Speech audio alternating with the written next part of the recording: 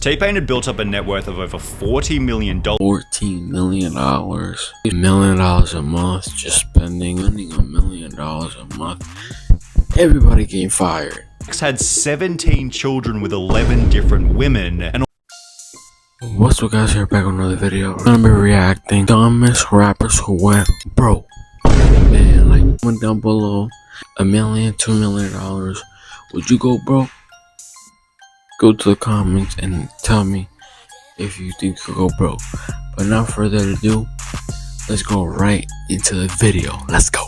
Before filing for bankruptcy, 50 Cent was spending $108,000 per month to rent an 18-bedroom mega mansion, while T-Pain's bankruptcy was so brutal that by the end of it, he had to borrow money just to buy Burger King. However, let's begin by talking about DMX, who had to file for bankruptcy on 3 separate occasions as he couldn't afford child support. You see, DMX had 17 children with 11 different women, and almost every child resulted in some kind of lawsuit or child support requirement. For example, DMX was sued for $1.5 million worth of child support in 2008 after a genetic test confirmed that he was the father of a previously unclaimed baby, which when combined with his declining music career resulted in his first bankruptcy filing. 4 years later, in 2012, DMX was sued by a different ex-partner for a further $1 million worth of child support, and a year after this lawsuit, he'd file for bankruptcy a second time. His third bankruptcy would occur in 2016, during which it would be discovered that DMX had racked up a further $1.7 million worth of unpaid child and family support, which accompanied $950,000 in bank debt and $1.7 million worth of tax debt. Since he had $0 in his bank account, DMX was sentenced to 6 months in prison for the child support, a further year in prison for the unpaid taxes, and was also 17 ordered kids to is pay crazy. $2.29 million in restitution after he was released from his time behind bars. However, DMX never had the chance to pay the amount back in full, as he died in April 2021, and despite his extensive family tree, DMX never wrote a will, meaning that his family was still involved in money-related legal battles even after he was dead and buried. Tyga was certainly better at managing his child support payments, although he definitely had a weakness when it came to luxury spending. After cultivating his career as a successful rapper, Tyga's name entered news headlines after he'd purchased a $200,000 Mercedes Maybach for his girlfriend, while being $480,000 behind in rental payments on a luxury Malibu home.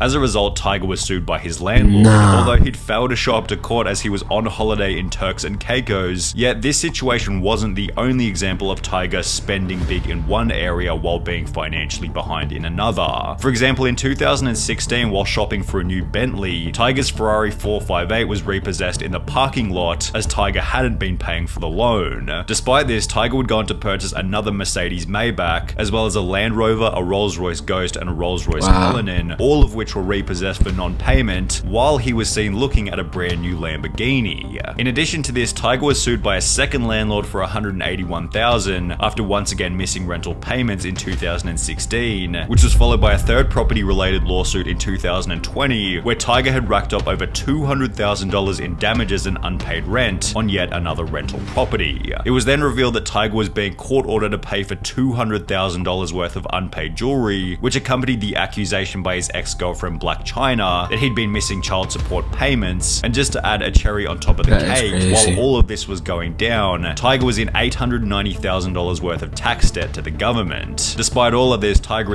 Pause the video right there. Pause the video.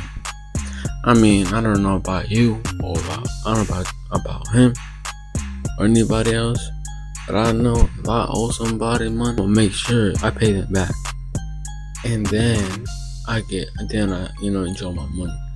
But I don't understand that. Like, I really don't. Why buy other things when you know you owe somebody else? I don't know. This is my perspective. It's like, you owe somebody, pay them back, and then you can enjoy your money. But let's keep watching the video. Available to rap producer Scott Storch, who blew through $70 million in less than than 3 years. Scott had earned this money by producing for some of the biggest names in music, including Kanye West, Dr. Dre, and Jay-Z. Yet Scott Storch's insane net worth began to diminish after he'd purchased an insane supercar collection, 30 cars, including Bugattis and Ferraris and all that kind of stuff, as well as a $10.5 million mansion where he housed more than 20 staff, including a boat captain, just in case he wanted to go out on his yacht. The captain was on full-time staff? Yeah. In case you want to take the boat out? Yeah. And the boat was how many bedrooms? 7. 7-bedroom boat, worth about how much? 20 million. 20 million. Scott went on to explain just how much this lifestyle was costing him. My monthly overhead for my household employees was somewhere in the neighborhood of $1 million a month. Pause the video. $1 million a month, just spending it. I mean, don't get me wrong, there's probably people who just blow through that all the time, but spending $1 million a month, everybody getting fired. To be spending that much, you gotta be making $5 million, let alone spending $1 million. If you making $1 million, you spending $1 million, you're bound to go broke. It's pretty obvious. It's just a matter of time when you go broke, or you just living paycheck to paycheck. Hey bro, how's the paycheck going? Yeah man, I'm still broke.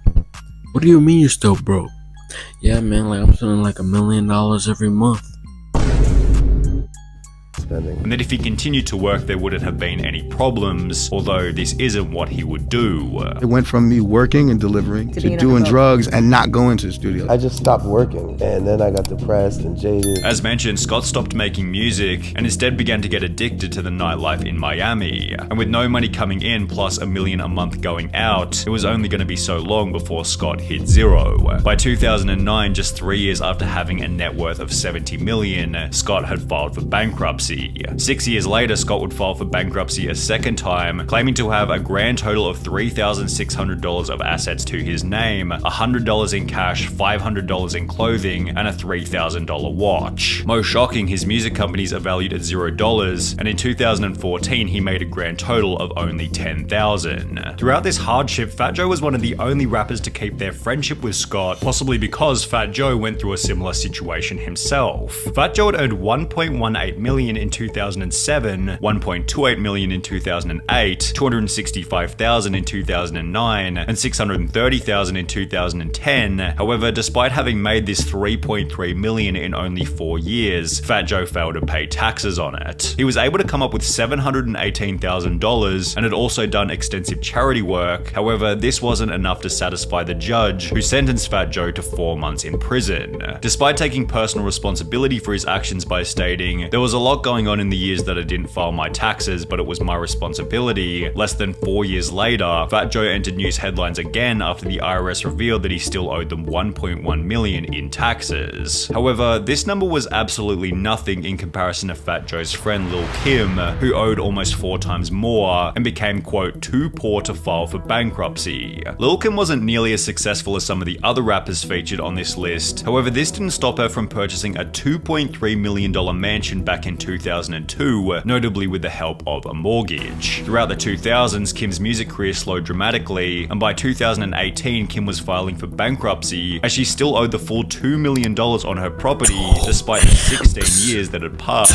In addition to this, Kim now owed $1.85 million to the government for 13 years worth of unpaid taxes, which accompanied a further $185,000 in unpaid legal fees. The bankruptcy became even worse after discovering that by 2018, Kim was earning a comparatively small $18,000 per month, of which $2,000 went to staff, another $2,000 went to clothing, and $10,000 went to travel fees, meaning she had less than $4,000 per month to dig herself out of $4 million worth of debt. Somehow Lil Kim managed to, quote, get her finances into good shape, and her bankruptcy filing was dismissed. However, MC Hammer wasn't quite so lucky. Despite having the 5th best-selling hip-hop album of all time, which sold 17 million copies and featured songs such as You Can't Touch This, MC Hammer wasn't able to stay out of financial trouble. He bought more than 17 luxury cars, a private jet, 2 helicopters, and 21 racehorses. Some of the horses were valued at around $1 million. Most of his expenses, however, were on his home. He bought a property in Fremont, California for $12 million and spent another $30 million on renovations to turn it into his dream home. He added a bowling alley, basketball court, baseball field, recording studio, movie theater, 17-car garage, tennis courts, and 2 swimming pools to the 40,000 square foot mansion. One of the pools was shaped like his signature baggy pants that came to be known as hammer pants. He added several marble statues of himself throughout the property and installed a gold hot tub in his bedroom. And to keep everything running smoothly, he employed a staff of nearly 200 people on the property, which cost him an estimated $500,000 a month. Unsurprisingly, less than 5 years later, MC Hammer had filed for bankruptcy, at which point it would be revealed that he hadn't only spent his entire $70 million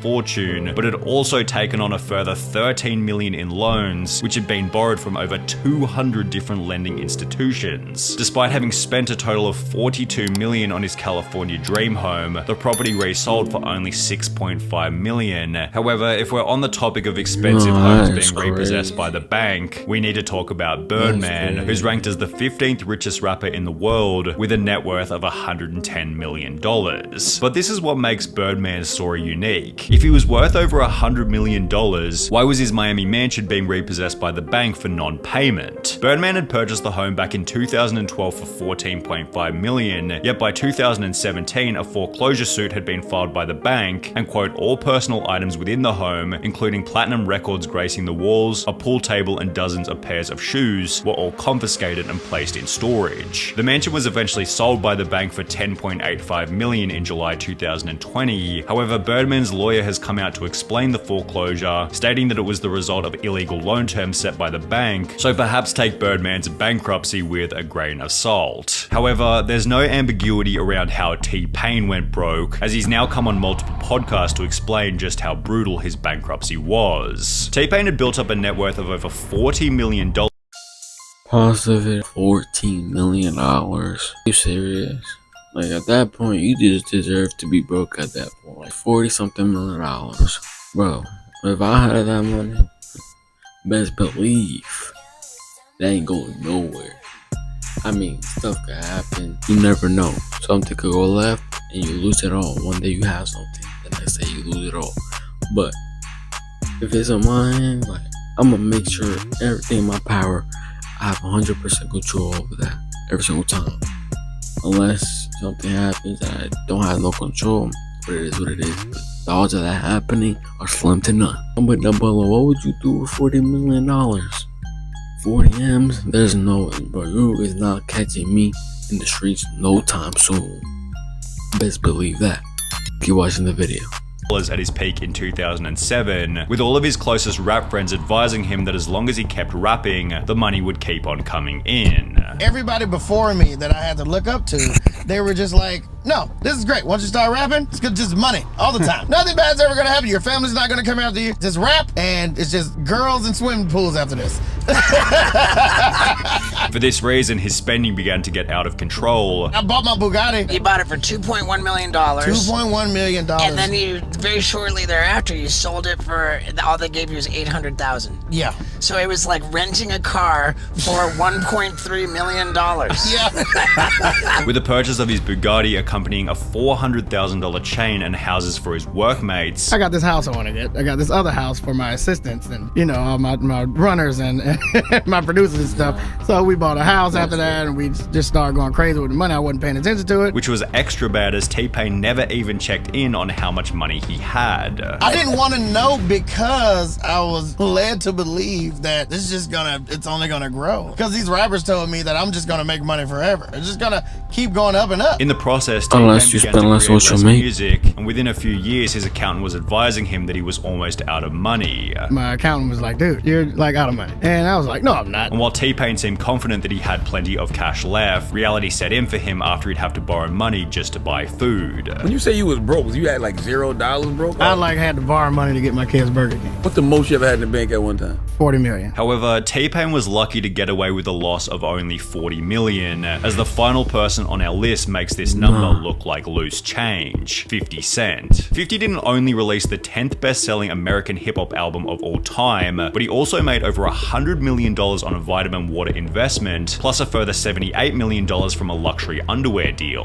In the late 2000s, 50 Cent made an estimated $300 million in only 2 years, so when he'd announced that he was filing for bankruptcy in mid-2015, with debts totaling over $32 million, the entire world was thinking the same thing. How did this happen? Well, after 50 Cent uploaded a sex tape with Rick Ross's girlfriend, 50 was successfully sued for $7 million, which accompanied another court order for 50 Cent to pay $17 million to a headphone manufacturer after one of their collabs went sour. 50 Cent's clothing company G-Unit Clothing then fell out of the spotlight, which accompanied the closing of his movie company G-Unit Productions, as well as his boxing company SMS Promotions. Throughout the whole process, the global financial crisis had taken a toll on the value of 50 Cent's investments, and by 2015 he was earning a comparatively small $185,000 per month. You could certainly argue that this was enough for 50 to get back on his feet. However, $108,000 of this monthly income was going toward an 18-bedroom mega mansion, while the remaining $77,000 was going toward menial expenses such as his gardener, with bankruptcy documents revealing that 50 Cent still owed money to his stylist, fitness coach, and even his barber. Despite this, he began to troll on social media with posts such as this one, spelling out the word broke with $100 bills, and within 2 years, 50 Cent had paid back $23 million worth of his $32 million debt. 50 Cent eventually got back to zero, and according to Google, has built up a net worth of $40 million over the last 5 years.